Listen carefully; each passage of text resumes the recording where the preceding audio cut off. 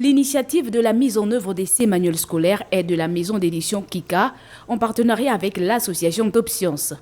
Le but étant d'actualiser l'ensemble des ouvrages éducatifs du pays qui, selon eux, étaient caducs. L'idée émane de Topscience qui estimait que certains manuels, du moins d'abord en sciences, étaient devenus un peu caducs et n'étaient pas assez contextualisés, n'étaient pas en phase avec notre environnement. Le développement d'un pays passe par les sciences. D'où d'ailleurs notre credo, plus de sciences, plus de progrès.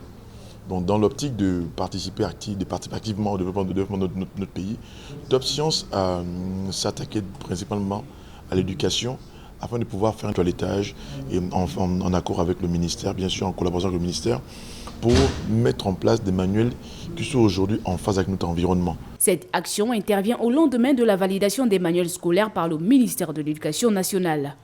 Selon son conseiller pédagogique, la conception des manuels scolaires au Gabon va apporter une autre dimension à l'enseignement dans le pays. L'appropriation de cette conception fera en sorte que le système éducatif ait une autre base.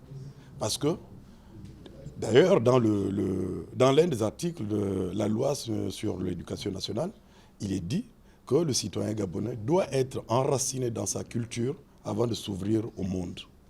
Et c'est dans cette optique-là que je crois que l'association Topscience a saisi la balle au bond et a compris l'utilité de l'appropriation de la conception de manuels scolaires par les nationaux, ou du moins par tous ceux qui exercent dans le système éducatif gabonais. Ces manuels ont été conçus par des inspecteurs, chefs de département et enseignants.